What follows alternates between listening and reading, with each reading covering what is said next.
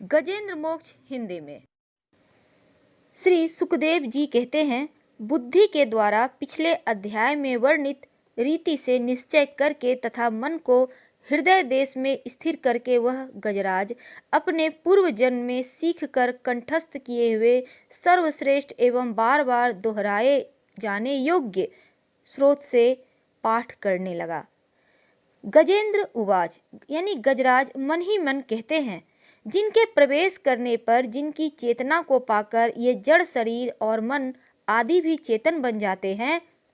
ओम शब्द के द्वारा लक्षित तथा संपूर्ण शरीर में प्रकृति एवं पुरुष रूप से प्रविष्ट हुए उन सर्व समर्थ परमेश्वर को हम मन ही मन नमन करते हैं,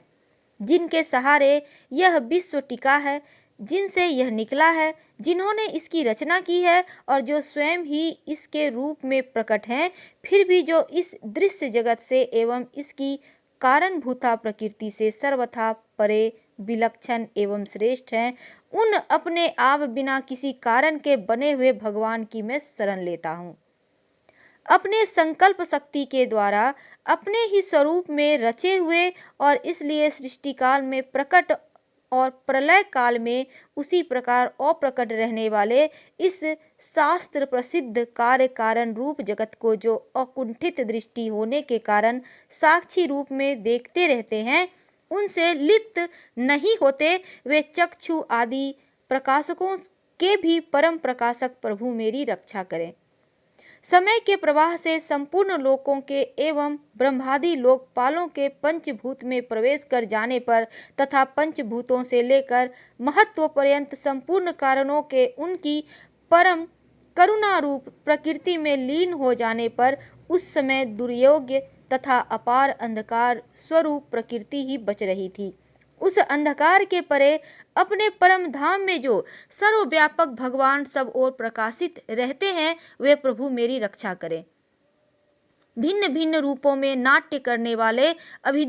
अभिनेता के वास्तविक स्वरूप को जिस प्रकार साधारण दर्शक नहीं जान पाते, उसी प्रकार सत्व प्रधान देवता तथा ऋषि भी जिनके स्वरूप को नहीं जानते, फिर दूसरा साधारण जीव तो कौन जान अथवा वर्णन कर सकता है। वे दुर्गम चरित्र वाले प्रभु मेरी रक्षा करें।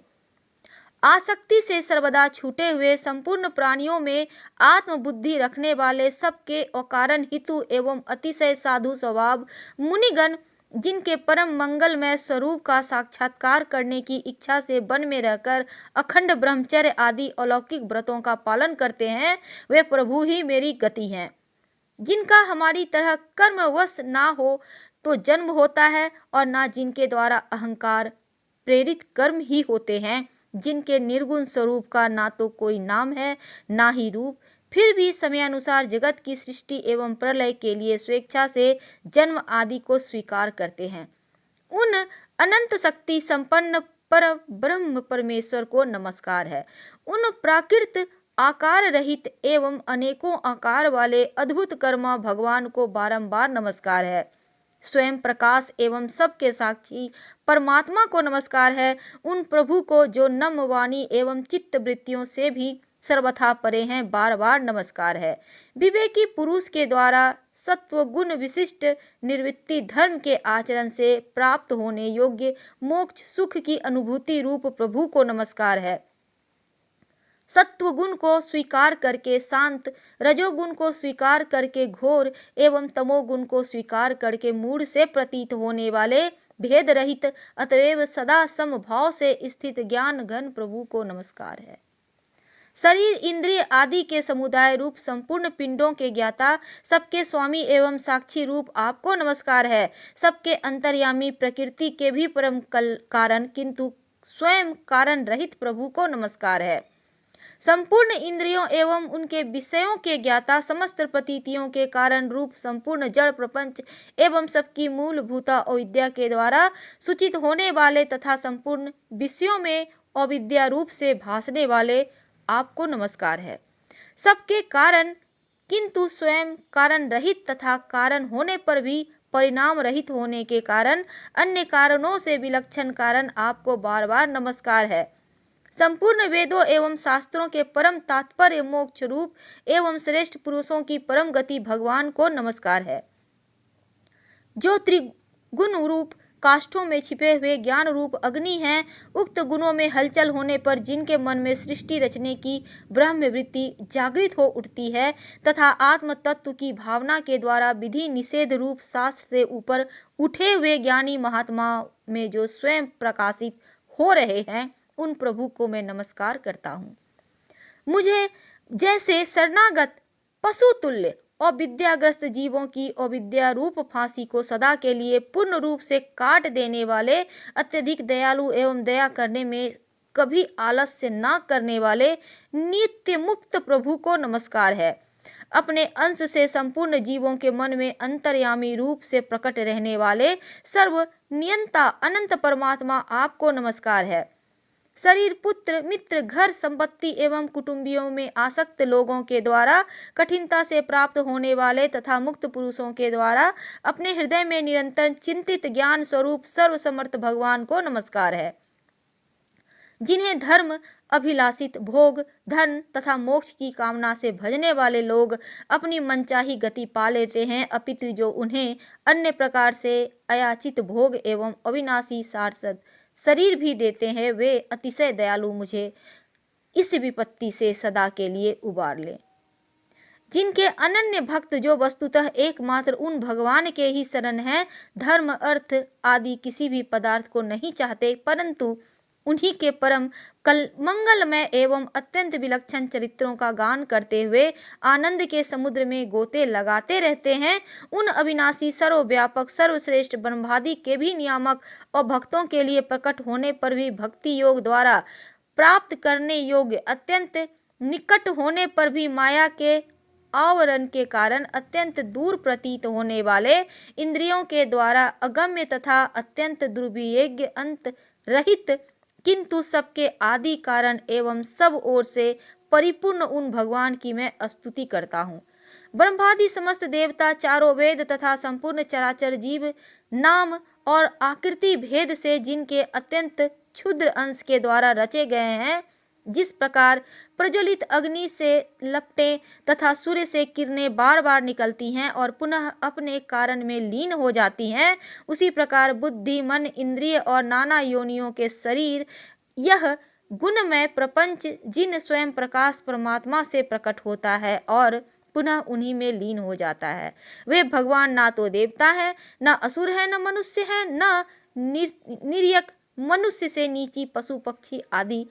किसी भी योनि के प्राणी हैं, ना वे स्त्री हैं, न पुरुष, न नपुंसक ही हैं, ना वे ऐसे कोई जीव हैं जिनका इन तीनों ही श्रेणियों में समावेश हो सके, ना वे गुण, न कर्म, न कार्य, ना ही कारण ही। सबका निषेध हो जाने पर जो कुछ बचा रहता है वही उनका स्वरूप है और वे ही सब कुछ हैं। ऐसे भगवान मेरे उद्धार के लिए आविर्भूत हों।